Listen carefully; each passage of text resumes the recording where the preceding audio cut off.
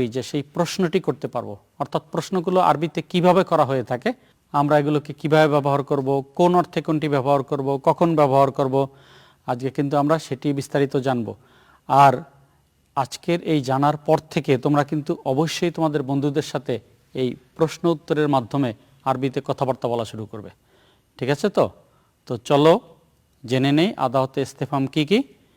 তো আদাওয়াতে ইস্তেফাম এটি বোঝার আগে আমরা একটু এই কোরআনের আয়াতগুলোর দিকে খেয়াল করি। কয়েকটি কোরআনের আয়াত আমি তোমাদের জন্য এখানে প্রেজেন্ট করেছি, একটু দেখে নাও আয়াতগুলো।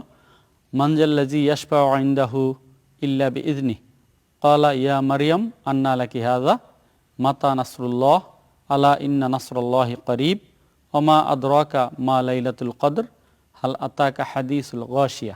তোমরা দেখতে পাচ্ছ যে এখানে লাল চিহ্নিত কিছু শব্দ আছে। এই লাল চিহ্নিত শব্দগুলো অর্থাৎ শুরুতে যে মান রয়েছে, মান জাল্লাজি ইয়াশফাউ ইনদাহু ইল্লা বিইذনি, অর্থ কি আয়াতটির? কোন আয়াত এটি বলো তো? হ্যাঁ, আয়াতুল কুরসি থেকেই, কিন্তু আয়াতুল কুরসির ঠিক একটি অংশ। মান জাল্লাজি ইয়াশফাউ ইনদাহু, অর্থ কি এর?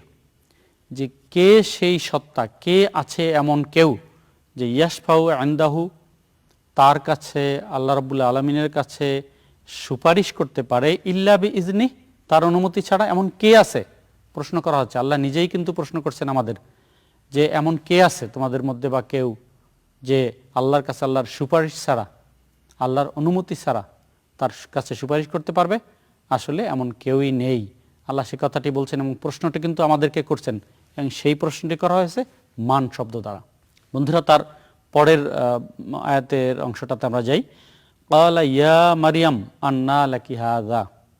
আমরা এখানে দেখতে পাচ্ছি যে হযরত মরিয়ম আলাইহিস সালামের ব্যাপারে প্রসঙ্গে এই কথাটি এসেছে।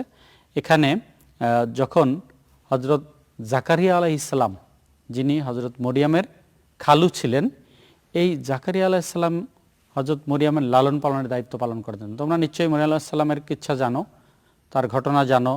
হযরত ঈসা আলাইহিস সালামের জননী বা মাতা ছিলেন কিন্তু এই মরিয়ম। এবং এটা হয়তো জানো যে হযরত ঈসা আলাইহিস সালাম কেবল মায়ের ঔরসে, মায়ের গর্ভে, কোনো বাবা ছাড়াই, অর্থাৎ কোনো পুরুষের স্পর্শ ছাড়াই হযরত মরিয়ম আলাইহিস সালামের গর্ভে হযরত ঈসা আলাইহিস সালামের জন্ম হয়েছিল। এই অলৌকিক যে ঘটনাটি ছিল, পৃথিবীতে এই রকম ঘটনা, অর্থাৎ শুধু মায়ের গর্ভে বাবা ছাড়া জন্মগ্রহণ করার ঘটনাটি কেবল হযরত ঈসা আলাইহিস সালামের ব্যাপার। হযরত আদম আলাইহিস সালাম তিনি কিন্তু বাবা মা ছাড়াই জন্ম নিয়েছিলেন, সেই ব্যাপারটি তো অবশ্যই আরও বেশি অলৌকিক, কিন্তু ঈসা আলাইহিস সালামের ব্যাপারটি ছিল এরকম। তো এখানে যখন জাকারিয়া আলাইহিস সালাম মরিয়ম আলাইহিস সালামের লালন পালনের দায়িত্বটা পালন করছিলেন, তিনি ছোট্ট যখন পিচ্চি ছিল, তোমাদের চেয়ে অনেক অনেক ছোট, কিন্তু ঠিক 3-4 বছর বা 2-3 বছরের বাচ্চা তখন হঠাৎ একদিন তার কাছে গিয়ে উনি দেখতে পেলেন যে হযরত মরিয়ম আলাইহিস সালামের কাছে অনেকগুলো ফল এবং অমৌসুমী ফল। তিনি অবাক হয়ে গেলেন, এই সময় এই ফলগুলো কোত্থেকে আসলো? তিনি যখন অবাক হলেন তখনই কিন্তু এই কোশ্চেনটা করছিলেন, ক্বালা ইয়া মারইয়াম আন্না লাকি হাযা, কোথা হতে, কিভাবে তোমার কাছে এই ফলগুলো আসলো? এই যে আন্না শব্দ দ্বারা তিনি কোশ্চেনটি করেছিলেন। তো বন্ধুরা, তার পরবর্তী শব্দ মাতা নাসরুল্লাহি আলা ইন্না নাসরাল্লাহি করিব।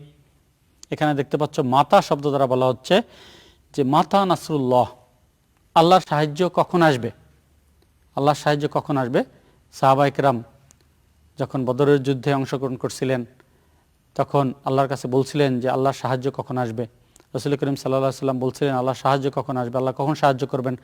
কারণ আল্লাহ রাসূল করিম সাল্লাল্লাহু আলাইহি ওয়াসাল্লামকে ওয়াদা করেছিলেন যে তিনি তাকে সাহায্য করবেন। তখনই আল্লাহ জবাব দিয়ে বলেছিলেন আলা ইন্না নাসরাল্লাহি করিব, হ্যাঁ অবশ্যই আল্লাহর সাহায্য খুবই কাছে। তো কখন আল্লাহর সাহায্য আসবে, এই কখন কথাটি, এই যে প্রশ্নবোধক বাক্যটি, এই জুমলাটি, এর শুরুতে কিন্তু মাতা শব্দটি এসেছে। তো এই মাতা দ্বারা এই শব্দটি শুরু হয়েছে। তার পরবর্তী বাক্যে আমরা দেখতে পাচ্ছি অমা আদরাকা মা লাইলাতুল কদর। লাইলাতুল কদর নিশ্চয়ই তোমাদের জানা আছে, আমরা এই রমজান মাসে লাইলাতুল কদর পাবো, এবং এই লাইলাতুল কদর সম্পর্কে আল্লাহ রাব্বুল আলামিন একটি সূরা নাজিল করেছেন যার নাম সূরা লাইলাতুল কদর বা সূরা কদর।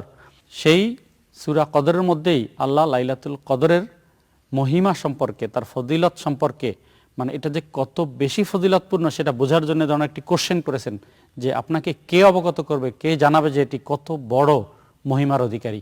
তো সেই প্রশ্নটি কিন্তু করা হচ্ছে অমা আদরাকা, আর কোন জিনিস আপনাকে বোঝাবে যে মা লাইলাতুল কদর, লাইলাতুল কদর কি জিনিস। তো এখানে আমরা দেখতে পাচ্ছি যে মা শব্দটি এখানে প্রশ্নবোধক হিসেবে ব্যবহৃত হচ্ছে। এর পরের যে শেষ আয়াতটি রয়েছে হাল আতাকা হাদিসুল গাশিয়া, সূরা গাশিয়ার ঠিক শুরু অংশ, এখানে এই হাল শব্দ দ্বারা কোশ্চেন করা হচ্ছে যে সেই হাল আতাকা আপনার কাছে কি এসেছে হাদিসুল গাশিয়া, গাশিয়ার সংবাদ অর্থাৎ আচ্ছন্নকারী একটি জিনিস, অর্থাৎ এখানে কিয়ামতের কথা বলা হচ্ছে। তো সেই সময়কার যে সংবাদ সে বিষয় কি আপনার কাছে এসেছে, এটি কেমন হতে পারে? আল্লাহ প্রশ্নটি করেছেন হাল শব্দ দ্বারা। তো আমরা এখানে প্রত্যেকটি আয়াতই দেখতে পাচ্ছি যেগুলো কি দ্বারা শুরু হচ্ছে বলতো? হ্যাঁ, শুরু না, এর মধ্যে রয়েছে ইস্তেফাম অর্থাৎ প্রশ্নবোধক হরফ। তো চলো আমরা এরকম আরও কি কি প্রশ্নবোধক শব্দ হতে পারে, হরফ হতে পারে, আমরা সেগুলো জানবো। আর এগুলোর অর্থই বা কি আমরা এ পর্যায়ে কিন্তু সেটিই শিখব। প্রথমে আমরা পরিচয়টা জেনে নেই। দেখো আদাওয়াতুল ইস্তেফাম এর পরিচয়। আদাওয়াত শব্দটি এটি কিন্তু বহুবচন, জমা।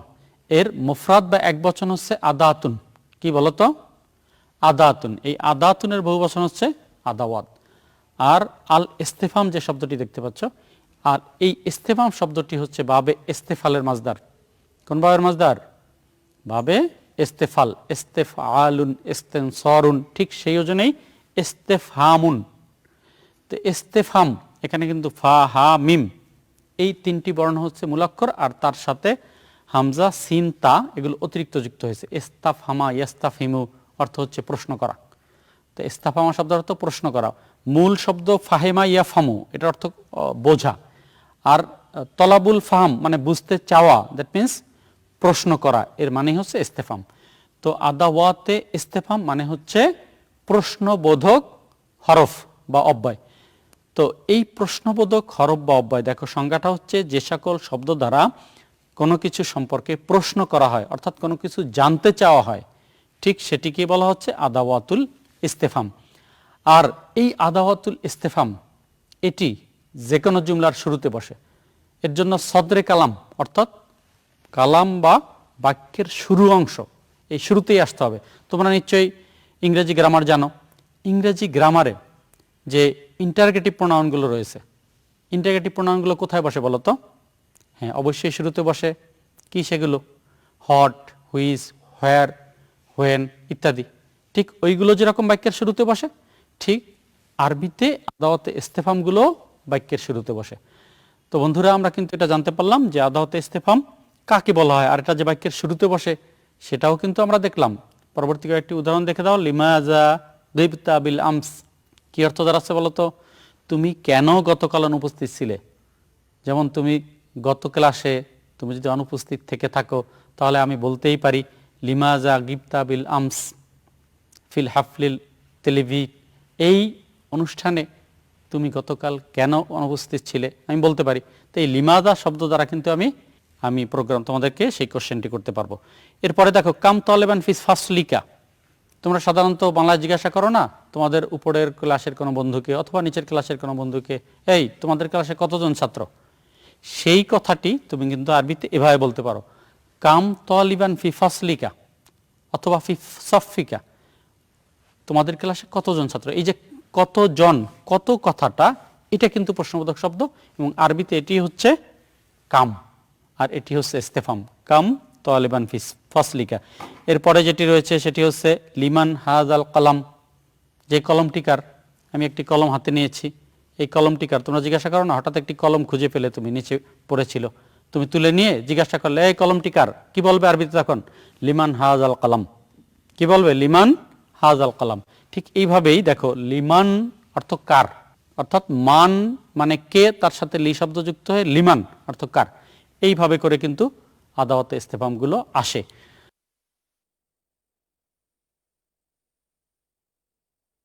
তো বন্ধুরা, আজকের ক্লাসটি কেমন লাগলো তোমাদের? হ্যাঁ, ক্লাসটি পুনরায় দেখতে চাইলে তোমাদেরকে যেতে হবে কিশোর বাতায়নের ওয়েবসাইটে অনলাইনে, আর সেখান থেকে তুমি বারবার এটি দেখে নিতে পারবে। আর দেখবে তো বটেই, সাথে সাথে তোমার প্রয়োজনীয় বিষয়গুলো জানার জন্য কমেন্ট করতে কিন্তু ভুল করবে না, আমরা সেগুলো রিপ্লাই দেওয়ার চেষ্টা করব ইনশাআল্লাহ।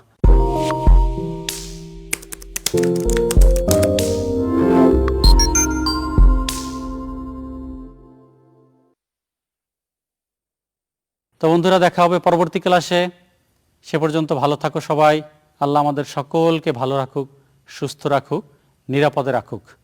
আল্লাহু খয়রুন হাফিজাও ওয়া হুয়া আরহামুর রাহিমিন। আসসালামু আলাইকুম ওয়া রাহমাতুল্লাহি ওয়া বারাকাতুহু।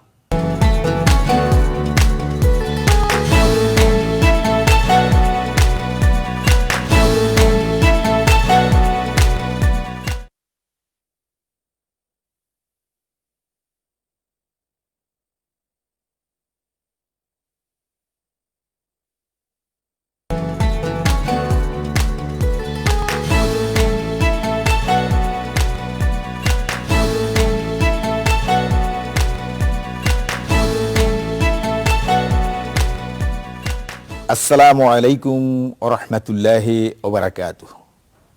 প্রিয় শিক্ষার্থীবৃন্দ, আশা করি তোমরা ভালো আছো। আমরা আজকে অষ্টম শ্রেণীর কোরআন মাজিদ ও তাজবিদের তৃতীয় অধ্যায়ের তৃতীয় পরিচ্ছেদের চতুর্থ পাঠ নিয়ে আলোচনা করব। এই পাঠের মধ্যে রয়েছে কোরআন তেলাওয়াত, কোরআন তেলাওয়াতের গুরুত্ব, কোরআন তেলাওয়াতের ফজিলত, এ নিয়ে কোরআন এবং হাদিসের মধ্যে কি নির্দেশনা রয়েছে আমরা এগুলো কোরআন এবং হাদিসের আলোকে দেখব। চলো শিক্ষার্থী, আমরা দেখি কোরআন এবং হাদিসের মধ্যে আমাদেরকে এই জন্য কি নির্দেশনা দেওয়া হয়েছে। আল্লাহ সুবহানাহু ওয়া তাআলা কোরআনে পাকের মধ্যে এই ব্যাপারে পরিষ্কার ঘোষণা দিয়েই দিয়েছেন। বিসমিল্লাহির রহমানির রহিম। উতলু মা উহিয়া ইলাইকা মিনাল কিতাব ওয়া আকিমুস সালাহ ইন্নাস সালাতা তানহা আনিল ফাহশাই ওয়াল মুনকার ওয়ালা যিকরুল্লাহি আকবার আল্লাহু ইয়ালামু মা তাসনাউন। শিক্ষার্থীবৃন্দ, আল্লাহ রাব্বুল আলামিন মহানবী সাল্লাল্লাহু আলাইহি সাল্লামকে উদ্দেশ্য করে বলতেছেন যে আপনি আপনার প্রতি আদিষ্ট যে কিতাব, সেই কিতাব আপনি তেলাওয়াত করুন, পাঠ করুন। তার মানে আপনাকে যে কোরআন দেওয়া হয়েছে, যে কোরআন আপনার উপরে নাজিল করা হয়েছে, ওহী করা হয়েছে, ওই নাজিলকৃত কিতাব আল কোরআনের আপনি তেলাওয়াত করুন এবং নামাজ কায়েম করুন, প্রতিষ্ঠা করুন। কেননা নিশ্চয়ই নামাজ সকল অশ্লীল এবং পাপ কাজ থেকে, নিষিদ্ধ কাজ থেকে বিরত রাখে। আর আল্লাহ সুবহানাহু ওয়া তাআলা আপনার প্রভু সর্বশ্রেষ্ঠ, ওয়ালা যিকরুল্লাহি আকবার, আল্লাহ সর্বশ্রেষ্ঠ। তারপরে অংশে আল্লাহ পাক বলতেছেন যে যাই কিছু তোমরা করো না কেন আল্লাহ রাব্বুল আলামিন খুব ভালো করেই জানেন। শিক্ষার্থীবৃন্দ, এই ছিল সূরা আনকাবুতের একখানা আয়াত। পরের আয়াতে আল্লাহ রাব্বুল আলামিন বলছেন, রব্বানা ওয়াবআথ ফীহিম রাসূলাম মিনহুম ইয়াতলু আলাইহিম আয়াতিকা ওয়া ইউআল্লিমুহুমুল কিতাব ওয়াল হিকমাহ ওয়া ইউযাক্কিহিম ইন্নাকা আনতাল আজিজুল হাকীম। আল্লাহ রাব্বুল আলামিন বলছেন, এটা হযরত ইব্রাহিম আলাইহিস সালামের দোয়া। হযরত ইব্রাহিম আলাইহিস সালাম আল্লাহর কাছে প্রার্থনা করেছিলেন যে হে প্রভু, তুমি আমার পরে আমার এই সন্তানদের মধ্যে, আওলাদের মধ্যে এমন একজন ব্যক্তিকে নির্বাচিত করো, প্রেরণ করো রাসূল হিসাবে বা নবী হিসাবে, যে তোমার দ্বীনকে এই পৃথিবীতে প্রতিষ্ঠা করবে, যিনি তোমার নির্দেশিত, তোমার নাজিলকৃত আয়াতগুলোকে তাদের মধ্যে প্রচার করবে, তাদেরকে শিক্ষা দিবে, তাদেরকে বিজ্ঞান এবং হিকমত শিক্ষা দিবে এবং তাদেরকে পূত পবিত্র করবে। এই পূত পবিত্র দ্বারা আধ্যাত্মিক পবিত্রতা, ঈমানী পবিত্রতাকে বোঝানো হয়েছে এখানে। শিক্ষার্থীগণ, পরের অংশ আয়াতের বলা হয়েছে ইন্নাকা আনতাল আজিজুল হাকীম, নিশ্চয়ই আপনি মহাজ্ঞানী, প্রজ্ঞাময়। আমরা আয়াত দুটোর অর্থ জানলাম, আমরা পরের অংশে দেখি আমরা কি আলোচনা করি। শিক্ষার্থীবৃন্দ, এখানে আয়াতের মূল মর্ম কথাটা কি পেলাম আমরা, এটা আমরা সংক্ষিপ্ত আকারে বলবো। শিক্ষার্থীগণ, আমরা আয়াতের অনুবাদ জানলাম, এখন আয়াতসমূহ থেকে মূল আলোচ্য বিষয়টা কি পেলাম আমরা, এটা একটু দেখি। শিক্ষার্থীবৃন্দ, আমরা এই আয়াতের মূল কথাটা এটাই জানতে পারলাম যে আল্লাহ সুবহানাহু ওয়া তাআলা আল্লাহ রাসূলের উপরে যে কিতাব বা কোরআন নাজিল করেছেন, ওই নাজিলকৃত কোরআনকে, কিতাবকে তেলাওয়াত করার নির্দেশ দিয়েছেন এবং নামাজ পড়ার নির্দেশ দিয়েছেন এবং আল্লাহ রাব্বুল আলামিনের জিকির করার নির্দেশনাও আল্লাহ রাব্বুল আলামিন দিয়েছেন। এছাড়া আল্লাহ রাব্বুল আলামিন কোরআন তেলাওয়াত করার প্রতিও গুরুত্ব দিয়েছেন এবং নামাজ যথার্থভাবে নামাজ আদায় করারও নির্দেশনা দিয়েছেন, কেননা নামাজ সমস্ত পাপাচার থেকে, অপকর্ম থেকে মানুষকে হেফাজতে রাখে, দূরে রাখে, সংরক্ষণ করে। এই জন্য নামাজেরও গুরুত্ব। তো এই আয়াতগুলোর মধ্যে, মূল কথার মধ্যে আমরা মুখ্য উদ্দেশ্যই হলো এখানে কোরআনকে তেলাওয়াত করা, কোরআনকে বুঝা, হেকমতের কথা আসছে, পবিত্রতার কথা আসছে, কোরআনকে বুঝা এবং মানা, কোরআন তেলাওয়াত করা এবং নামাজ সমাজের মধ্যে প্রতিষ্ঠা করা, কায়েম করা। শিক্ষার্থীবৃন্দ, এরপর আল্লাহ রাব্বুল আলামিন অন্যান্য ইবাদত, কোরআন তেলাওয়াতও একটি অপরিহার্য ইবাদত। আল্লাহ সুবহানাহু ওয়া তাআলা সূরা ইকরার মধ্যে বলেছেন, বিসমিল্লাহির রহমানির রহিম, ইকরা বিসমি রাব্বিকাল্লাযী খালাক, যে পড়ুন আপনার প্রভুর নামে। তারপরের আয়াতে আল্লাহ রাব্বুল আলামিন বলছেন সূরা মুজাম্মিলের, ফাকরাউ মা তায়াসসারা মিনাল কুরআন, যে কোরআনের ওই অংশ থেকে যেখান থেকে তোমাদের জন্য সহজলভ্য সেখান থেকে তেলাওয়াত করো। এরপর আমরা দেখি কি আছে আমাদের এখানে। কয়েকটি শব্দ আমরা তোমাদের জন্য তাহকিক হিসেবে সিলেক্ট করেছি, নির্বাচিত করেছি। উতলু, উহাইয়া, ইয়ালামু, ইউআল্লিমু, তাসনাউন। উতলু সিগা ওয়াহিদ মুজাক্কার হাজির, বাহেস আমরা হাজির মারুফ, বাবে নাসারা ইয়ানসুরু, তালায়াতলু। এই শব্দটার মধ্যে তালিল হয়েছে, অর্থ হলো তেলাওয়াত করো বা আপনি তেলাওয়াত করুন। তারপরের শব্দটি, ওই শব্দটিও ওয়াহিদে মুজাক্কার গায়েবের সিগা, সেটার বাহেস মাজি, মুতলাক, মুসবাত, মাজহুল। এই শব্দটি বাবে এফাল থেকে এবং এটার মাদ্দার হলো আল ইহা ও আও হা ইউহি ইহা আন। মাদ্দা হলো ওয়াও হা ইয়া। তো জিন্স যদি ওয়াও হা, ওয়াও এবং ইয়া যদি একই শব্দের মধ্যে থাকে, হরফিল্ল দুটি পাশাপাশি হোক অথবা মাঝখান দিয়ে পার্টিশন, তো এখানে যখন পাশাপাশি না, তাহলে এটা হলো গিয়ে লফিফে মাফরুক, যার অর্থ হলো, যা এখানে অর্থ নেওয়া হয়েছে নির্দেশ করা হয়েছে। ওহিয়া এই শব্দটার অর্থ হলো নির্দেশ করা হয়েছে বা ওহি করা হয়েছে বা নাজিল করা হয়েছে। যার পরের শব্দটি রয়েছে ইউআল্লিমু, সিগা ওয়াহিদ মুজাক্কার গায়েব, মুজারে মারুফ, বাবে তাফঈল, আল্লামা ইউআল্লিমু তালিমান। আর তালিমু মাসদার থেকে আইন লাম মাদ্দা, তাহলে আইন লাম মাদ্দা যদি হয় তাহলে আমাদের এই শব্দটার জিন্স হলো আল জিনসুস সহিহ, অর্থ তিনি শিক্ষা দেন বা সে শিক্ষা দেয়। বা মুজারের শব্দের মধ্যে দুটি অর্থ আমরা পাই, হাল এবং মুস্তাকবেলের, শিক্ষা দিবেন বা দেয় বা দিবেন, যাই হোক। পরবর্তী যে শব্দটা রয়েছে তাসনাউন, এই শব্দটিও জমা মুজাক্কার হাজির সিগা, বাহেস মুজারে মারুফ, বাবে ফাতাহা ইয়াফতাহু, সানা ইয়াসনাউ, মাদ্দা সাদ, নুন, আইন, জিন্স সহিহ, অর্থ দাঁড়াবে তোমরা করো। সানা ইয়াসনাউর অর্থ তৈরি করাও হয়, এখানে তোমরা যা করো। তোমরা এখানে আল্লাহ রাব্বুল আলামিন উদ্দেশ্য এই শব্দটা দ্বারা যে তোমরা যেই ধরনের কাজই করো না কেন সেটাকে বোঝানো হয়েছে।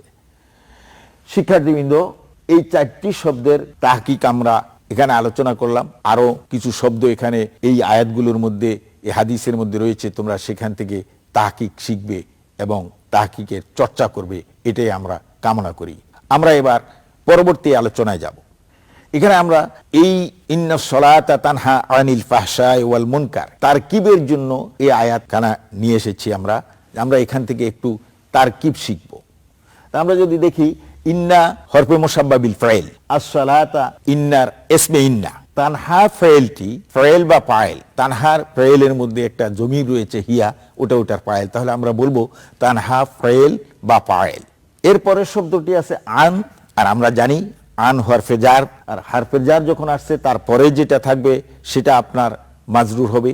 তা আল ফাহশা, এই শব্দটি মাতুফ আলাই, মাঝখানে ওয়াও রয়েছে, সেটা হলো মাতুফ। আল ওয়াল মুনকার শব্দটি হলো গিয়া মাতুফ। তো মাতুফ আলাই মিলিত হইয়া আন হরফে জারের মাজরুর হবে, আর জার মাজরুর হয়ে মিলিত হয়ে আমাদের মোতাল্লেক হবে তানহা ফাইলের। এখন তানহা ফাইল তার পায়েল এবং মোতাল্লেকের সাথে মিলিত হইয়া জুমলায় ফাইলিয়া হইয়া খবর হবে ইন্না হরফে মুসাব্বা বিল ফাইলের। ইন্না তার ইসম এবং খবরের সাথে মিলিত হইয়া জুমলা ইসমিয়া মুসাব্বাহিয়া। শিক্ষার্থীবৃন্দ, আমরা এই আয়াতখানার তারকিব করলাম। তোমরা আরো তারকিবের বেশি বেশি করে প্র্যাকটিস করবে, অনুশীলন করবে, মাস্ক করবে। আমরা পরের আলোচনায় যাই। শিক্ষার্থীবৃন্দ, আমরা কোরআন তেলাওয়াতের গুরুত্ব সম্পর্কে এবং ফজিলত সম্পর্কে জানব। কোরআনের আয়াত দ্বারা আমরা জানতে পেরেছি।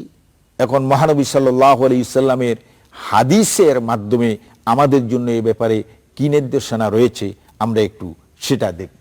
মহানবী সাল্লাল্লাহু আলাইহি সাল্লাম ইরশাদ করেন, ইন্নাল্লাযী লাইসা ফি জাওফিহি শাইউন মিনাল কুরআনি কাল বাইতিল খারবি। তিরমিজি শরীফে এই হাদিস কানা হযরত আব্দুল্লাহ ইবনে আব্বাস রাদিয়াল্লাহু তাআলা আনহু থেকে বর্ণনা করেছেন যে মহানবী সাল্লাল্লাহু আলাইহি সাল্লাম ইরশাদ করেছেন যে যেই ব্যক্তির মধ্যে, যার অন্তরের মধ্যে, যার ভিতরে কোরআন নাই, সেই ব্যক্তিটা ওই উজাড় ঘরের ন্যায় বলে মহানবী সাল্লাল্লাহু আলাইহি সাল্লাম আখ্যায়িত করে। পরের হাদিস কানা হযরত আনাস রাদিয়াল্লাহু তাআলা আনহু হইতে বর্ণিত, তিনি বলেন, ক্বালা রাসূলুল্লাহ সাল্লাল্লাহু আলাইহি সাল্লাম ইন্না লিল্লাহি আহলিনা মিনান নাস ফাকিলা।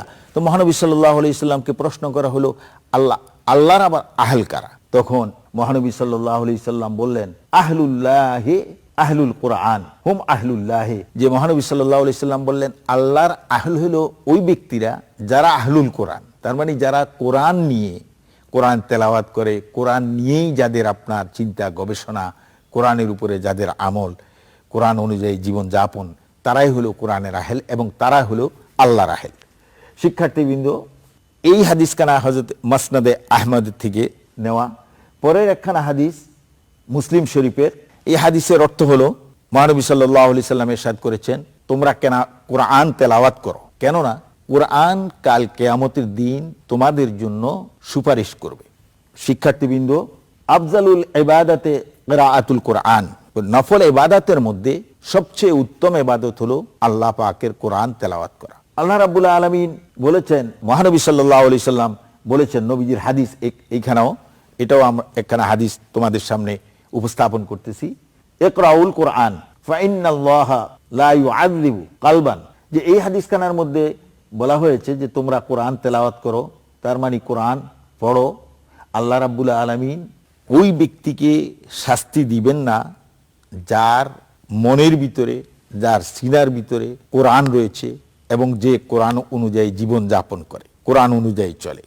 শিক্ষার্থীবৃন্দ, এই কোরআন এবং হাদিসের আলোকে আমরা কোরআন তেলাওয়াতের যে বিষয়গুলো জানতে পারলাম, যে কথাগুলো জানতে পারলাম, এগুলো আমাদের দৈনন্দিন জীবনের মধ্যে আনার আমরা চেষ্টা করব।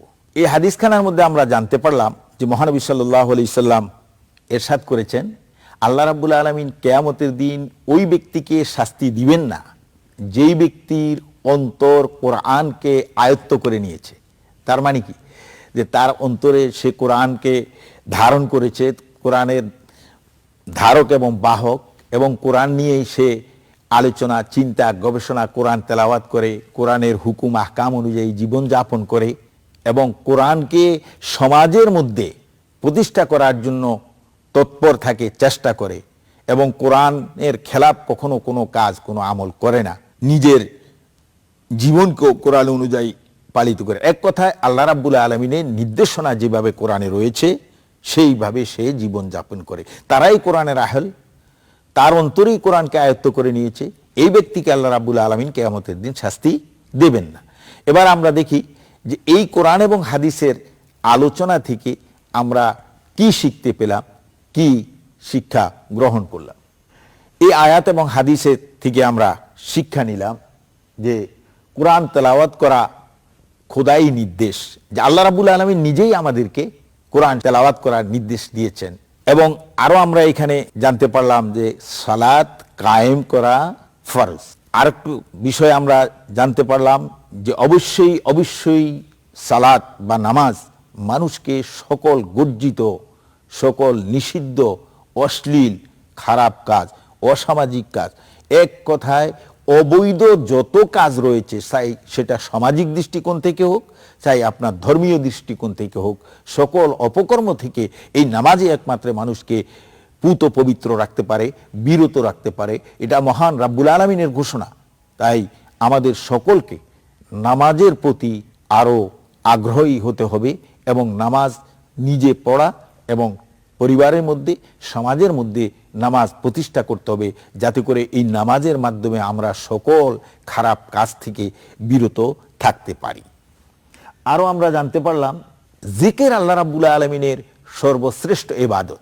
আল্লাহ রাব্বুল আলামিনে আমাদেরকে তৌফিক দান করুক, আমরা যেন আল্লাহ পাকের জিকির করতে পারি, চলতে ফিরতে উঠতে বসতে। কেননা আল্লাহ রাব্বুল আলামিন বলেছেন, তোমরা দাঁড়িয়ে বসে শুয়ে যেভাবে ইচ্ছে আমাকে স্মরণ করো, জিকির করো। আরেকটা কথা আমরা জানতে পারছি যে আল্লাহ সুবহানাহু ওয়া তাআলা সবকিছুই জানে, যে আল্লাহ রাব্বুল আলামিন গোপনের প্রকাশ্যের, সামনের পিছনের, দিনের রাত্রের, ঘরে বাহিরে এমন কোন স্থান নাই যে হরকাতুন নামল ও আদাদুর রামল, বালিকণার অনুকণার সংখ্যা আল্লাহ রাব্বুল আলামিনের যেখানে জানা রয়েছে, একটি ছোট্ট পিপিলিকা যেখানে তার নড়াচড়াকে আল্লাহ রাব্বুল আলামিনের দৃষ্টিগোচরে থাকতেছে, সেখানে আমি আর আপনি যাই করি না কেন, যেখানেই করি না কেন, আল্লাহ রাব্বুল আলামিন এগুলো খুব ভালো করেই জানেন। শিক্ষার্থীবৃন্দ, আমরা এই শিক্ষা গ্রহণ করলাম, শিক্ষা পেলাম কোরআন এবং হাদিস থেকে। আমরা এভাবেই আমাদের জীবনকে পরিচালিত করার চেষ্টা করব। আমরা এবার একটু বাড়ির কাজ তোমাদের জন্য প্রস্তুত করেছি। এখানে বহু নির্বাচনী দুটি প্রশ্ন রয়েছে আর একটি প্রশ্ন রয়েছে সৃজনশীল। আরো প্রশ্ন তোমরা অনুশীলন করবে, মাস্ক করবে, যাতে করে তোমরা অনেক কিছু জানতে পারবে এবং তোমাদের প্রস্তুতি হবে। তা আমরা আশা করব আমাদের এই আলোচনা থেকে আজকে তোমরা যাই আমরা আলোচনা করেছি, কোরআন এবং হাদিসের আলোরে কোরআন তেলাওয়াতের ফজিলত, কোরআন তেলাওয়াতের উদ্দেশ্য, কোরআন তেলাওয়াতের গুরুত্ব এবং নামাজ কায়েম করা এবং নামাজ যে আমাদেরকে খারাপ কাজ থেকে বিরত রাখে সেটা সম্পর্কে জানতে পেরেছ। এটা নিজেও আমল করার চেষ্টা করবে, অপরকেও আমল করানোর জন্য চেষ্টা করবে। আল্লাহ রাব্বুল আলামিন আমাদের সকলকে তৌফিক দান করুক। আশা করি তোমাদের এই আলোচনা ভালো লেগেছে। ইনশাআল্লাহ পরবর্তীতে আমরা আরো সুন্দর সুন্দর আলোচনা করার চেষ্টা করব।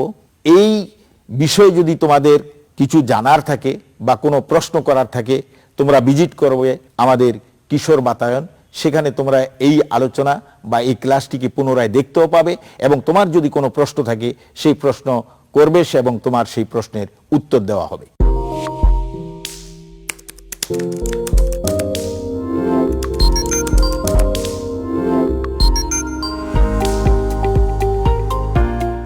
আল্লাহ হাফিজ।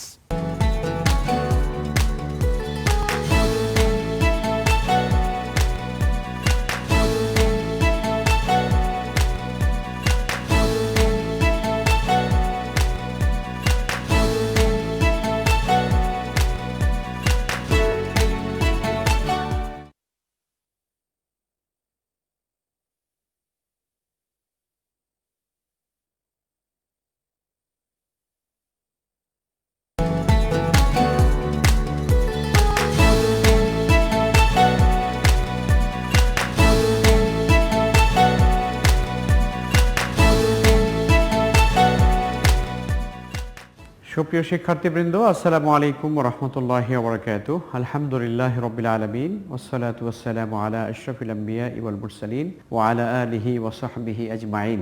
কাছে এবং দূরে যে যেখান থেকে দেখছো, তোমাদের সবাইকে অনেক অনেক প্রীতি এবং শুভেচ্ছা জানিয়ে শুরু করছি আমার ঘরে আমার মাদ্রাসা আজকের এই ক্লাস। সুপ্রিয় শিক্ষার্থীবৃন্দ, আজকের এই ক্লাসটি তোমাদের জন্য, যারা দশম শ্রেণীর বন্ধুরা, তোমাদের কোরআন মাজিদ ও তাজবিদের প্রথম অধ্যায় থেকে আমরা দ্বিতীয় ভাগ, অর্থাৎ প্রথম অধ্যায় দুটো ভাগ আছে, তার দ্বিতীয় ভাগ হচ্ছে সূরা আলে ইমরানের এই বিষয়টি নিয়ে আমরা সেখান থেকে আলোচনা করব ইনশাআল্লাহ। চলো তাহলে আমরা চলে যাই। আমাদের আজকের পাঠ হচ্ছে 18তম এবং রুকু 18তম, অর্থাৎ তোমাদের সূরা আলে ইমরানের যে 18তম রুকু রয়েছে, 18তম পাঠের 18তম রুকু, সেখান থেকে আমরা আজকে তোমাদের জন্য কিছু আলোচনা নিয়ে এসেছি। এখানে অনেক লম্বা আয়াত রয়েছে, লম্বা আলোচনা রয়েছে বিস্তারিত বিবরণ। সেটি আলোচনা করতে গেলে অন্তত মিনিমাম আমাদের 2 ঘন্টা সময় লাগবে, কিন্তু আমরা 20 মিনিটে সেটি আসলে কখনোই আমাদের পক্ষে সম্ভব নয়। আমরা সংক্ষিপ্ত পরিসরে তোমাদের কাছে মৌলিক কথাগুলো আলোচনা করব। কোরআন কারীমের আলোচনা করবার ক্ষেত্রে মৌলিকভাবে প্রথমত যে বিষয়টি চলে আসে সেটি হচ্ছে আয়াতের তর্জমা। যদিও তোমাদের এই বিষয়টি সৃজনশীল বিষয়, সেগুলো আলোচনা আমরা করব ইনশাল্লাহ যতটুকু সম্ভব, কিন্তু আয়াতের তর্জমাটা প্রথমত জরুরি, আয়াতের সারনজুলটা জানা জরুরি, কিছু শব্দ বিশ্লেষণ, বিষয়বস্তু নিয়ে আলোচনা করা জরুরি, সেটি আমরা করব ইনশাল্লাহ। প্রথমে আমরা তাহলে একটু তর্জমাটা দেখে নিই। বিসমিল্লাহির রহমানির রহিম। الذين استجيبوا لله والرسول من بعد ما أصابهم القرح للذين أحسنوا منهم واتقوا أجر عظيم। আল্লাহ তাআলা এখানে ইরশাদ করেছেন, আল্লাযীনা ইস্তাজীবু লিল্লাহি ওয়ার রাসূল, যারা আহ্বানে সাড়া দিচ্ছে, যারা আল্লাযীনা যারা ইস্তাজিবু সাড়া দিচ্ছে লিল্লাহি ওয়ার রাসূল, আল্লাহ এবং তার রাসূলের ডাকে, আল্লাহ এবং তার রাসূলের আহ্বানে যারা সাড়া দেয়, মিন বা'দি মা আসাবাহুমুল করহু, আঘাত প্রাপ্তির পরে, অর্থাৎ আঘাতে জর্জরিত হওয়ার পরে, আহত হওয়ার পরেও যারা আল্লাহ এবং তার রাসূল আহ্বান করলে এই আহ্বানে যারা সাড়া দেয়, লিল্লাযীনা হাসানু মিনহুম, এবং তারা কি করে, এরকম ভালো আমল করে, ভালো কাজ করে, আমলে সালেহ করে, ওয়াত্তাকাও, এবং তারা আল্লাহকে ভয় করে চলে, আজরুন আযীম, এদের জন্য রয়েছে অনেক বিরাট পুরস্কার। তাহলে কি দাঁড়ালো তর্জমাটা, যে যারা আল্লাহর ডাকে, অর্থাৎ আঘাতপ্রাপ্ত হওয়ার পরেও যারা আল্লাহ এবং তার রাসূলের আহ্বানে যারা সাড়া দেয় এবং তারা নিজেরা ভালো কাজ করে, লিল্লাযীনা আহসানু মিনহুম, এবং এদের মধ্যে তারা ভালো আমল করে, ভালো কাজ করে, ওয়াত্তাকাও, এবং তারা আল্লাহকে ভয় করে, আজরুন আযীম, এদের জন্য রয়েছে অনেক বড় মহাপুরস্কার। এরপরে আল্লাহ বলছেন, আল্লাযীনা ক্বালা লাহুমুন নাসু ইন্নান নাসা ক্বাদ জামাউ লাকুম ফাখশাউহুম ফাযাদাহুম ঈমানা ওয়া ক্বালু হাসবুনাল্লাহু ওয়া নি'মাল ওয়াকিল। আল্লাযীনা ক্বালা লাহুমুন নাস, আল্লাযীনা যারা, ক্বালা লাহুমুন নাস মানুষেরা যাদেরকে বলেছে, ইন্নান নাসা ক্বাদ জামাউ লাকুম, হ্যাঁ, যে মানুষেরা, অর্থাৎ মানুষের মধ্যে কিছু মানুষ আছে যারা তাদেরকে বলেছে, কাদেরকে, ওই সকল প্রিয় বান্দাদেরকে যারা আল্লাহ এবং তার রাসূলের ডাকে সাড়া দিচ্ছে, তাদেরকে তারা কিছু মানুষেরা বলে, কি বলে, ইন্নান নাসা ক্বাদ জামু, দেখো লোকেরা কিন্তু কি করছে, জমা হয়ে সম্মিলিতভাবে কিন্তু আসতেছে, ক্বাদ জামাউ লাকুম, তোমাদের জন্য তারা কিন্তু জমা হচ্ছে, ফাখশাউহুম, অতএব তাদেরকে ভয় করো। তার মানে হচ্ছে কিছু লোকেরা একেবারে সংঘবদ্ধভাবে তোমাদের বিরুদ্ধে তারা কিন্তু মানে অ্যাকশন নিচ্ছে, বা তোমাদের বিরুদ্ধে তারা সম্মিলিতভাবে প্রস্তুতি গ্রহণ করছে, সুতরাং তোমরা তাদেরকে ভয় করো। ফাযাদাহুম ঈমানা, কিন্তু এই কথা শোনার পরে তাদের ঈমান আরও বেড়ে গিয়েছে। অর্থাৎ এরা ঈমানদার, ঈমানদারদেরকে যখন মানুষ সম্পর্কে ভয় দেখানো হয় তখন তারা কি করে, তখন তারা মানুষকে ভয় করে না, বরং এই কথা শোনার পরে তাদের ঈমানের জজবাটি আরও বেড়ে যায়। আল্লাহ পাক তাদের ঈমান আরও বৃদ্ধি করে দেন, ফাযাদাহুম ঈমানা ওয়া ক্বালু, এবং তারা বলে, হাসবুনাল্লাহু ওয়া নি'মাল ওয়াকিল, আল্লাহ আমাদের জন্য যথেষ্ট এবং তিনি উত্তম কর্মবিধায়ক। অর্থাৎ কাজের দিক থেকে মানে সুন্দর কর্ম সম্পাদন করেনেওয়ালা আল্লাহ পাকই রয়েছেন আমাদের জন্য, তিনি আমাদের উত্তম কর্মবিধায়ক, আমাদের জন্য যা দরকার, যা করতে হবে, উত্তম ফয়সালা তিনিই করবেন, এই কথা তারা বলে থাকে। فانقلبوا بنعمة من الله وفضل لم يمسسهم سوء فانقلبوا بنعمة من الله, তারা প্রত্যাবর্তন করলো, ফানকালাবু, তারা প্রত্যাবর্তন করো, ফিরে আসলো, বিনিআমাতিন মিনাল্লাহ, আল্লাহ পাকের নিয়ামত দিয়ে, ও ফাদলিন, এবং তার করুণা। অর্থাৎ ফলে কি হচ্ছে, এই বান্দারা, এই আল্লাহর প্রিয় বান্দারা যখন ওই সকল মানুষের বিরুদ্ধে তারা সংগ্রাম করতে গিয়েছে, কেমন, এই সংগ্রাম করতে যাওয়ার পরে কি হচ্ছে, তারা আল্লাহর করুণা এবং তার নিয়ামত নিয়ে ফিরে এসেছে, প্রত্যাবর্তন করেছে। লাম ইয়ামসাসুহুম সু, এবং তাদেরকে কোনো খারাপ, কোনো কষ্ট তাদেরকে স্পর্শ করে নাই, অর্থাৎ তাদের কোনো বিপদ তাদেরকে স্পর্শ করতে পারে নাই। ওয়াত্তাবাউ রিদওয়ানাল্লাহ, আর তারা অনুসরণ করে, তারা চায় শুধুমাত্র আল্লাহরই সন্তুষ্টি, আল্লাহরই সন্তুষ্টি তারা কামনা করে। আল্লাহু যু ফাদলিন আযীম, আর আল্লাহ রাব্বুল আলামিন তিনি হচ্ছেন মহান, যু ফাদলিন আযীম, অর্থাৎ উত্তম এবং তিনি অনেক করুণার আধার আমার আল্লাহ তাআলা। আল্লাহু যু ফাদলিন আযীম, আল্লাহ সুবহানাহু ওয়া তাআলা অনেক বড় করুণার মালিক, তিনি দয়ার মালিক, সীমাহীন করুণা এবং দয়ার মালিক হচ্ছেন আল্লাহ তাআলা। ইন্নামা যালিকুমুশ শাইতানু ইউখাউফু আউলিয়াআহ, ইন্নামা যালিকুম শাইতান, এরাই হচ্ছে শয়তান, এরাই হলো শয়তান, ইউখাউফু আউলিয়াআহু, যারা ভয় দেখায় তার বন্ধুদেরকে, এরাই হলো প্রকৃত শয়তান, আল্লাহ পাক বলছেন। অর্থাৎ ওই মানুষগুলোর কথা আল্লাহ তাআলা বলছেন যারা ঈমানদারদেরকে ভয় দেখায়, যে লোকের আসতেছে তোমাদেরকে এখন মেরে ফেলবে, সবাই মিলে তোমাদের বিরুদ্ধে অ্যাকশন নিচ্ছে, এই কথাগুলো যারা বলে মানুষের মধ্য থেকে, আল্লাহ বলছেন ওই মানুষগুলো, ওই গ্রুপটা আসলে মূলত প্রকৃত শয়তান, যারা তাদের বন্ধুদের ব্যাপারে মুমিনদেরকে কি দেখায়, ভয় দেখায়। ফালা তাখাফুহুম, সুতরাং তোমরা তাদেরকে ভয় করো না। ফালা তাখাফুহুম, সুতরাং তোমরা তাদেরকে ভয় করবে না, ওই শয়তানদেরকে ভয় করবে না।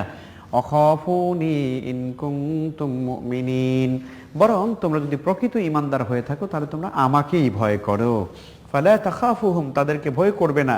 আখাফুনি ইন কুনতুম মুমিনিন, তাহলে তোমরা আমাকেই ভয় করো যদি তোমরা প্রকৃত ঈমানদার হও। ওয়ালা ইয়াহজুনকাল্লাযীনা ইউসারিউনা ফিল কুফরি ইন্নাহুম লা ইয়াদুররুল্লাহা শাইআ ইউরিদুল্লাহু আল্লা ইয়াজআলা লাহুম হাযযান ফিল আখিরাহ ওয়া লাহুম আযাবুন আযীম। আল্লাহ তাআলা এর পরে বলছেন ওয়ালা ইয়াহজুনকা, আপনাকে যেন চিন্তিত না করে হে রাসূল, আপনি যেন কোনো টেনশন না করেন, কোনো চিন্তায় যেন আপনি পড়ে না যান। আল্লাযীনা ইউসারিউনা ফিল কুফর, যারা দ্রুত কুফরের দিকে আগাচ্ছে, যারা দ্রুত কুফরের দিকে চলে যাচ্ছে, এদের কুফরিতে, এদের এই কুফরের দিকে ধাবমানতা, এদের কুফরের দিকে এই যে যাওয়াটা, কুফরি করছে, কুফরির দিকে তাদের প্রচেষ্টা, এই প্রচেষ্টা যেন আপনাকে, এই দৃশ্য যেন আপনাকে চিন্তায় ফেলে না দেয়। ওরা কুফরি করবে, ওদেরকে কুফরি করতে দেন, ওদের এই কুফরি যেন আপনাকে চিন্তায় ফেলে না দেয়। ওয়ালা ইয়াহজুনকাল্লাযীনা ইউসারিউনা ফিল কুফর ইন্নাহুম লা ইয়াদুররুল্লাহা শাইআ, এরা আল্লাহর কোনোই ক্ষতি করতে পারবে না। লা ইয়াদুররুল্লাহা শাইআ, এরা আল্লাহর কোনো ক্ষতি করতে পারবে না। ইউরিদুল্লাহু আল্লা ইয়াজআলা লাহুম হাযযান ফিল আখিরাহ, ইউরিদুল্লাহ, আল্লাহ তাআলা চাচ্ছেন, আল্লাহ ইয়াজআলা লাহুম, এদের জন্য থাকবে না হাযযান ফিল আখিরাহ, আখিরাতে কোনো অংশ আল্লাহ তাআলা এদেরকে দিতে চাচ্ছেন না। আখিরাতে কোনো অংশ এদের থাকবে না। ওয়ালাহুম আযাবুন আযীম, আর এদের জন্য রয়েছে খুবই যন্ত্রণাদায়ক শাস্তি, মহা আযাব এদের জন্য রয়েছে, খুবই বড় আযাব এদের জন্য, শাস্তি এদের জন্য রয়েছে। সুপ্রিয় শিক্ষার্থীবৃন্দ, এই রুকুর মধ্যে আরো আয়াতে কারিমা রয়েছে, কিন্তু আমরা সেগুলো বিস্তারিত তর্জমা করতে পারবো না এখানে। আমরা সংক্ষেপে এখানে কয়েকটি আয়াতে কারিমা নিয়ে আসার চেষ্টা করেছি। এটার উপরই আমাদের আজকে ছোট্ট 20 মিনিটের ক্লাস হবে। তো আমরা এই আয়াতে কারিমার শান নুজুল নিয়ে প্রথমত আমরা আলোচনা করব, এরপরে দুটো তাহকিক নিয়ে আলোচনা করব, আয়াতের শিক্ষা নিয়ে কথা বলবো এবং তোমাদেরকে একটি বাড়ির কাজ আমরা দেব। আচ্ছা, আয়াতের শান নুজুলটা কি? আল্লাযীনা ইস্তাজীবু লিল্লাহি ওয়ার রাসূলি মিন বাদি মা আসাবাহুমুল কারহ, যারা আল্লাহ এবং তার রাসূলের ডাকে সাড়া দিয়েছে, আহত হওয়ার পরেও, আঘাতপ্রাপ্ত হওয়ার পরেও আল্লাহ তাআলা এদের প্রশংসা করেছেন। আহসানু মিনহুম, এরা তো এমন লোক যারা ভালো কাজ করে। আল্লাহ লিল্লাযীনা আহসানু মিনহুম, এরা খুবই ভালো কাজ করে, ভালো চরিত্রের মানুষ, ভালো আমলের মানুষ। ওয়াত্তাকাও, এবং তারা আমি আল্লাহকে তাকওয়া মানে অবলম্বন করে চলে, আমি আল্লাহকে ভয় করে চলে। আজরুন আযীম, এবং এদের জন্য রয়েছে অনেক বড় বড় পুরস্কার। এই আয়াতে কারিমা নাজিল হয়েছে বদরে সানির ব্যাপারে, অর্থাৎ আমরা জানি যে বদরের যুদ্ধ হওয়ার পরে, মানে বদরের যে বদরে উলা, যেটা বদরে সানিয়া আর বদরে উলা, বদরে উলা মানে প্রথম যে বদরের যুদ্ধটা হয়েছে ইসলামের ইতিহাসে দ্বিতীয় হিজরিতে, এরপরে কিন্তু আরেকটা অভিযান পরিচালিত হয়েছিল, যদিও সেখানে যুদ্ধ হয়নি। এটার মূল কারণ ছিল যে বদরের যুদ্ধে আবু সুফিয়ান তখন বলেছিল যে তোমরা আমাদেরকে যেভাবে মানে হেনস্থা করেছো, আমাদেরকে তোমরা ক্ষতি করেছো, আমাদেরকে মেরেছো, আমরা আগামী বছর তোমাদেরকে দেখিয়ে দেব। এরকম বলি না আমরা অনেক সময়? বিপক্ষ শক্তিকে যখন আমরা ভয় দেখাতে চাই তখন দেখব তোমাকে দেখে ছাড়বো, কিন্তু এরকম আমরা বলি না? তাটা ঠিক আছে, তুমি তো এটা করলে, তোমাকে আমি কিন্তু আসতেছি, আগামীকালকে আসতেছি আবার আমি। এই যে এইরকম প্রবণতা কিন্তু সর্বযুগেই মানুষের মধ্যে ছিল। আবু সুফিয়ান বদরের যুদ্ধে পরাজিত হওয়ার পরে মুসলমানদেরকে ভয় দেখাবার জন্য এই কথা বলেছিল যে আগামী বছর আবার তোমাদেরকে আমরা দেখে নেব, এই প্রতিশোধ কিন্তু তোমাদেরকে নেব। ইতিমধ্যেই কিন্তু ওহুদের যুদ্ধ হলো, ওহুদের যুদ্ধ তারা পরাজিত হলো, অনেক মূল্য, মুসলমানদেরও কিছুটা এখানে বিপদ হয়েছিল। আচ্ছা, এরপরেই তারা দেখা গেল কি যে কিছু লোকেরা তারা মক্কা থেকে আবু সুফিয়ান কি করলো, নাঈম নামক একজন লোককে পাঠিয়ে দিল মদিনাতে এই কথাগুলো প্রচার করার জন্য, যেই কথাগুলো এখানে বলা আছে যে তারা কি করে, এই কথাগুলো বলে মানুষের মধ্যে। কিছু মানুষেরা বলে যে কি বলে তারা, কাদ জামাউ লাকুম, তারা কিন্তু তোমাদের বিরুদ্ধে সবাই একত্রিত হচ্ছে, ফাকশাহুম, তাদেরকে ভয় করো। এই কথাগুলো তারা বলে, অর্থাৎ ভীতি সঞ্চার করবার জন্য মিথ্যা তথ্য তাদের মধ্যে ছড়িয়ে দিতে লাগলো। নাঈম নামক লোক, বিভিন্ন তাফসিরে বিভিন্ন লোকদের কথা আছে। তো এই যখন একটা সংবাদ যখন ছড়িয়ে দেওয়া হতে থাকলো, তখন আল্লাহ সুবহানাহু ওয়া তাআলা এই আয়াতে কারিমা নাজিল করলেন এবং মুসলমানদেরকে সতর্ক করে দিলেন। এবং শেষে হলো কি, কিছু লোক ওখান থেকে তারা আসছিল, মানে যখন তারা বলল যে আমরা এইভাবে পরিকল্পনা নিচ্ছে মক্কার লোকেরা, তোমাদেরকে আবারও এটা প্রতিহত করবে, তোমাদেরকে দেখে নেবে, তখন আল্লাহ রাসূল সাল্লাল্লাহু আলাইহি ওয়াসাল্লাম তিনি সাহাবায়ে কেরামদের মধ্য থেকে ওহুদের যারা গাজী ছিলেন, বদরের ময়দানের যারা গাজী ছিলেন, এদের মধ্য থেকে বাছাইকৃত কোন বর্ণনা আছে 70 জন সাহাবীকে তারা পাঠিয়ে দিলেন। আল্লাহ রাসূলের নেতৃত্বে তারা সেখানে গেলেন, অর্থাৎ ওই আবারও বদর প্রান্তরে তারা সেখানে গেলেন। 8 দিন পর্যন্ত তারা সেখানে অবস্থান করে তারা অপেক্ষা করছিলেন যে কোনো বাহিনী, মক্কার কোনো বাহিনী, কাফের বাহিনী এখানে আসে কিনা, মুশরিক বাহিনী আসে কিনা, যদি আসে তাহলে তাদের সঙ্গে তারা যুদ্ধ করবেন। কিন্তু 8 দিন অবস্থান করার পরেও তারা আর ভয়েতে এখানে আসেনি। কাফেরদের এই গ্রুপটি তারা ভয়েতে সেখানে আসেনি। তো এরা কিন্তু কাফেরদের মধ্য থেকে এই গ্রুপটি সেখানে কিন্তু তারা আর যায়নি। মুসলমানরা এখানে 8 দিন পর্যন্ত অপেক্ষা করেছিলেন এবং তারা ওখান থেকে 8 দিন পরে তারা আবার মদিনায় চলে আসেন। তো এই আয়াতে কারিমা, এই ঘটনা সম্পর্কে মূলত আল্লাহ সুবহানাহু ওয়া তাআলা এই আয়াতে কারিমা নাজিল করেন। মূল সারনজুল হচ্ছে এই যে মুসলমানদেরকে বদরের যুদ্ধে একটি ভয় দেখানো হয়েছিল যে তোমাদের প্রতিশোধ গ্রহণ করা হবে। রাসূল সাল্লাল্লাহু আলাইহি ওয়াসাল্লামের নেতৃত্বে সাহাবায়ে কেরাম তারা বদরের ময়দানে আবারও সেখানে গেলেন নির্ধারিত সময়, এবং কিছু মুনাফিকেরা তারা এই সংবাদ প্রচার করছিল যাতে করে মুসলমানরা ভয় পায়, ভীতি অর্জন করে। রাসূল সাল্লাল্লাহু আলাইহি ওয়াসাল্লাম সাহাবায়ে কেরামদেরকে পাঠিয়েছিলেন সেখানে, কিন্তু তারা ভয়তে আর সেখানে আসতে সাহস পায়নি। মুসলমানরা নিরাপদে তারা ফিরে এসেছিলেন। আল্লাহ তাআলা বলছেন যে ফানকালাবু, আল্লাহ তাআলা এখানে পরিষ্কার করে জানিয়ে দিয়েছিলেন ফানকালাবু মিন নি'মাতিন মিনাল্লাহি ফাদলিন লাম ইয়ামসাসহুম সু, তারা কিন্তু আল্লাহর করুণা নিয়ে, আল্লাহর দয়ায় কিন্তু তারা ফিরে এসেছেন এবং কোনো ক্ষতি তাদেরকে স্পর্শ করতে পারেনি। এই আয়াতে কারিমার মধ্যে অনেকগুলো মেসেজ আমাদের জন্য রয়েছে। এরপরে আল্লাহ তাআলা বলছেন যে তোমরা কি করো, এই কথাগুলো যারা বলে, মুসলমানদেরকে যারা ভয় দেখায়, মুসলমানরা কি করে, তারা বলে যে হাসবুনাল্লাহ, আল্লাহই আমাদের জন্য যথেষ্ট, নি'মাল ওয়াকিল, এবং তিনি উত্তম কর্মবিধায়ক। কেমন? অর্থাৎ আমাদেরকে কাফেররা যখন ভয় দেখাবে তখন কাফেরদের ভয়ে ভীত হওয়ার কোনো কারণ নেই, কারণ যারা ঈমানদার তারা কিন্তু ঈমানের উপর অটল থাকবে। কাফেররা মুসলমানদেরকে যতই ভয় দেখাক না কেন তাতে মুসলমানদের কিছুই আসে যায় না। ইতিহাস প্রমাণ করে যে মুসলমান কখনো কাফেরকে ভয় করেনি। আল্লাহর উপর তাওয়াক্কুল করে, আল্লাহকে ভয় করে যখন তারা জিহাদের ময়দানে ঝাঁপিয়ে পড়েছে, বিজয় আল্লাহ তাআলা তাদেরকে দিয়েছেন।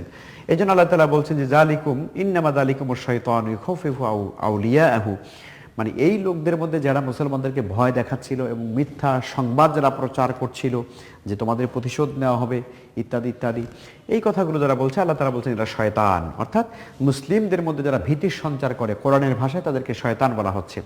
ফালা তাখাফুহুম, আল্লাহ তাআলা বলছেন এদেরকে ভয় করবে না, ওয়াখাফুনি, তোমরা আমাকে ভয় করো, ইন কুনতুম মুমিনিন, যদি তোমরা মুমিন হয়ে থাকো।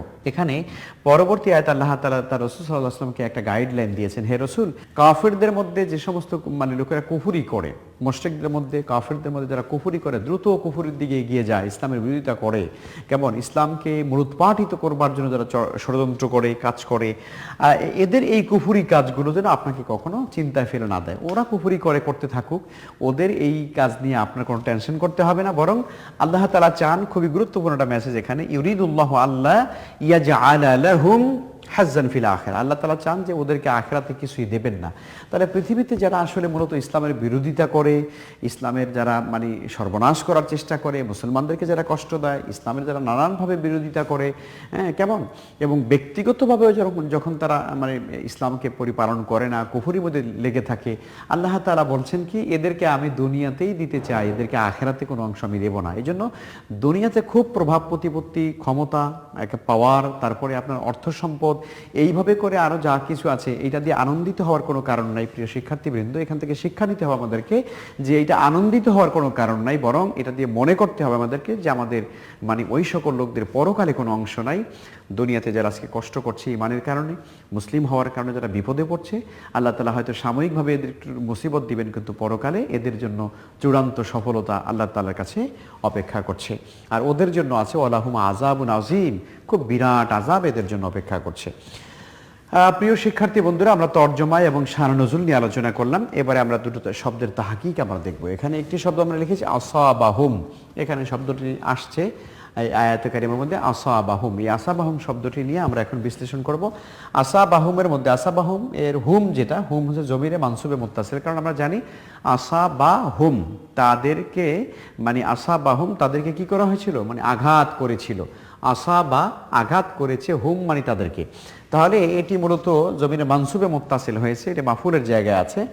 আর আসাবা শব্দটি হলো ওয়াহিদ মুযাক্কার গায়ে, কেমন আসাবা ইউসিবু, আসাবা ইউসিবু এই শব্দটি হলো ওয়াহিদ মুযাক্কারে গায়ে, বহস মাদি মুসবাত মারুফ, আসাবা ইউসিবু আসাবা এটি ওয়াহিদ মুযাক্কারে গায়েবের সিগা এবং মাজি মুসবাত মারুফের সিগা, বাবে ইফআল, মাসদার আল ইসাবাহ, আল ইসাবাহ, কেমন ইসাবাতুল মাসদার, আর বাবটা হচ্ছে ইফআল।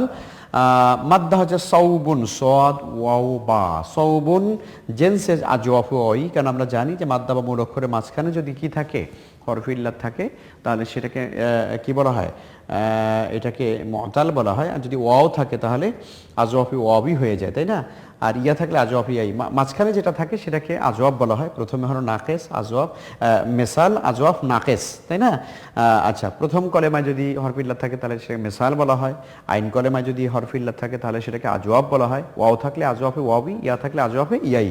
তাহলে এখানে স ওয়াও বা ওয়াও আছে, আজওয়াফি ওয়াবি হয়েছে। আচ্ছা, তাদের নিকট পৌঁছেছে অর্থ কি? তাদের নিকট পৌঁছেছে, আসাবা হুম, আসাবা মানে তাদের নিকট পৌঁছেছে, আর হুম মানে তাদের নিকট।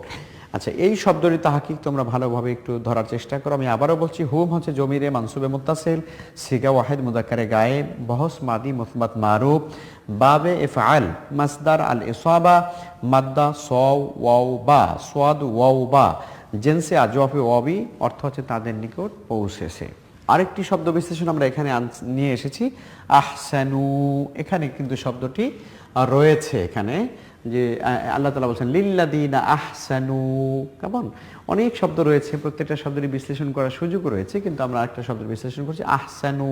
আচ্ছা, আহসানু শব্দটা কি? জমা মুযাক্কারে গায়েবের সিগা, জমা মুযাক্কারে গায়েব, আহসানা, আহসানা, আহসানু, জমা মুযাক্কারে গায়েবের সিগা, মাদি মুসবাত মারুফ, বাবে ইফআল, মাজদার আল ইহসান, মাজদার আল ইহসান, বাবে ইফআল থেকে না, মাদ্দা হাসিনুন, জেনছে সহি, তারা সৎ কাজ করেছে। আহসানু মানে হচ্ছে তারা সৎ কাজ করেছে। এখানে সেই কথাটাই বলা হচ্ছে, লিল্লাযিনা আহসানু মিনহুম, যাদের তাদের মধ্যে যারা সৎ কাজ যারা করেছে। তাহলে এহসান, এহসান বা আহসানু এই শব্দটি বাবে ইফআল থেকে এসেছে, অর্থ হলো তারা সৎ কাজ করেছে।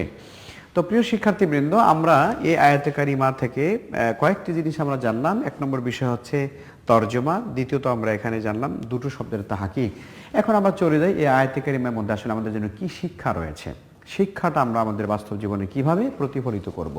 প্রথমত আমরা এক নম্বরে দেখতে পাচ্ছি, যারা আল্লাহ এবং তার রাসূলের ডাকে সাড়া দেয় আঘাতপ্রাপ্ত হওয়ার পরও, এই আয়াতে কারিমার শিক্ষাটা হচ্ছে, এক নম্বর শিক্ষা যেটা, সেটা হচ্ছে আমাদের সর্ব অবস্থায় আল্লাহ এবং তার রাসূল যখন আমাদেরকে ডাক দিবেন তখন তাদের ডাকে আমাদের সাড়া দিতে হবে। আল্লাহ এবং রাসূল ডাক দেওয়ার মানেই হচ্ছে, আল্লাহ এবং তার রাসূল যখন তার দ্বীনের জন্য ডাক দিবেন, তার দিন পালন করার জন্য যখন আমাদেরকে ডাক দিবেন, জিহাদের জন্য যখন, এই আয়াতে কারিমার মধ্যে পরিষ্কার করে কিন্তু জিহাদের কথা বলা হয়েছে। সুপ্রিয় শিক্ষার্থীবৃন্দ, এই আয়াতে কারিমার মূল শিক্ষাটি আমরা প্রথমে বলেছি যে আল্লাহ এবং রাসূল যখন আমাদেরকে আহ্বান করবেন তার দিনের জন্য, তার দিনকে রক্ষা করবার জন্য, রক্ষা আল্লাহই করবেন, কিন্তু ইমানদার বান্দাদেরকে আল্লাহ তাআলা এই মহান কাজে সম্পৃক্ত করতে চান, যাতে করে তারা দুনিয়াতে সম্মানিত হয়, পরকালে আল্লাহর সন্তুষ্টি পায়, পরকালে আল্লাহর জান্নাতে যেতে পারে। এই জন্য আল্লাহ তাআলার পক্ষ থেকে আল্লাহর দিনকে রক্ষা করবার জন্য কখনো কখনো যুদ্ধের ময়দানে ঝাঁপিয়ে পড়তে হয়, জিহাদের ময়দানে যেতে হয়, কেতালে অংশগ্রহণ করতে হয়, যেটি বদরের ময়দান প্রমাণ করছে, উহুদের ময়দান প্রমাণ করছে, খন্দকের যুদ্ধ আমাদেরকে প্রমাণ করছে, মুতার প্রান্তরে আমরা দেখেছি। ইসলামের ইতিহাসের সোনালী যুগে এই যুদ্ধগুলো হয়েছে এমনি এমনি না, এগুলো মুসলমানদের জন্য প্রমাণ রাখবার জন্য, দৃষ্টান্ত রাখবার জন্য আল্লাহ তাআলা, যাতে করে ইসলাম সর্বযুগেই কাফেরদের আক্রমণের শিকার হবে, ইসলামের বিরোধিতা থাকবে, আর ইমানদার মুসলিম যারা তারা যেন এই মুসলমানদের যখন আল্লাহ তাআলা এবং যখন রাসূল ডাক দিবেন দিনের জন্য, তখন তারা যেন সশরীরে তারা যেন ঝাঁপিয়ে পড়তে পারে দিনের রক্ষার জন্য, জিহাদের জন্য প্রাণান্তকর প্রচেষ্টা তারা যেন করতে পারে। সেই জন্য আল্লাহ এবং তার রাসূলের পক্ষ থেকে আহ্বান করা হয়, সেই আহ্বানে আমাদেরকে সাড়া দিতে হবে। এটি এক নম্বর শিক্ষা। দুই নম্বর শিক্ষা হচ্ছে, মানুষের মধ্যে কিছু মানুষেরা কি করে, মানুষের মধ্যে ভুল মেসেজ দেয়, ভুল মেসেজ দেয়। যেমন এখানে আমরা দেখতে পাচ্ছি যে আল্লাযীনা ক্বালা লাহুমুন নাসু ইন্নান নাসা কাদ জামাউ লাকুম, যে কিছু লোকদের কাজ, মুনাফিকদের কাজ হলো মুসলমানদের মধ্যে ভীতি সঞ্চার করা, একটা মিথ্যা তথ্য ছড়িয়ে দেওয়া, যেটাকে আমরা ইদানিং গুজব বলে জানি, তাই না? গুজব মানে হচ্ছে একটা মিথ্যা কথা, একটা মিথ্যা সংবাদ। এটা খুব একেবারে সোশ্যাল মিডিয়াতে হতে পারে, বিভিন্নভাবে মানুষের মধ্যে ছড়িয়ে দেওয়ার চেষ্টা করা, যাতে করে মানুষেরা বিভ্রান্ত হয়, বিশেষ করে মুসলিমরা বিভ্রান্ত হয়ে পড়ে।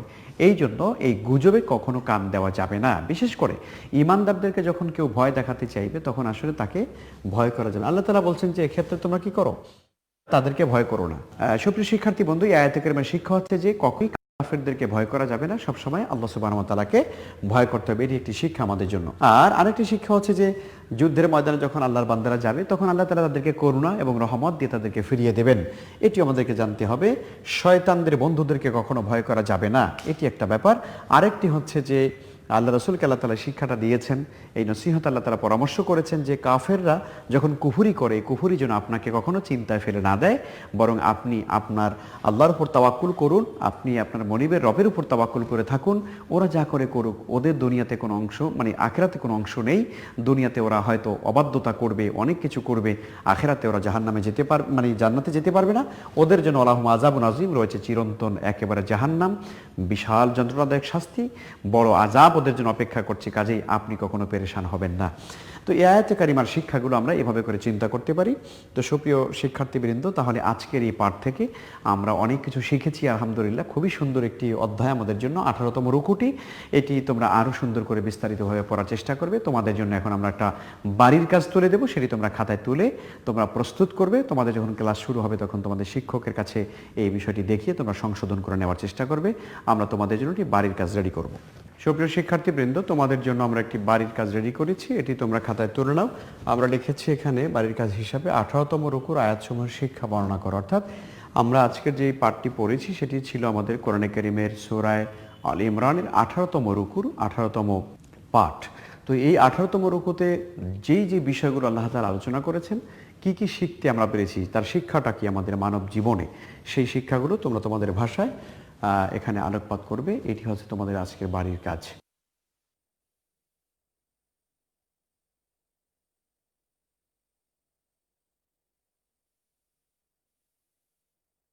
আমার ঘরে আমার মাদ্রাসার এই সুন্দর ক্লাসটি তোমরা যদি আবারও দেখতে চাও তাহলে কিশোর বাতায়ন ওয়েবসাইটে গিয়ে ভিজিট করবে এবং সেখানে তোমরা এই ক্লাসটি বারবার দেখতে পারবে এবং শিক্ষা গ্রহণ করতে পারবে আশা করছি। এবং তোমাদের যদি থাকে কোনো গুরুত্বপূর্ণ মতামত এবং প্রশ্ন, তোমরা সেখানে ইনবক্সে গিয়ে লিখবে প্রশ্ন এবং মতামত। আমরা চেষ্টা করব তোমাদের প্রশ্ন এবং মতামতের উত্তর দেওয়ার জন্যে।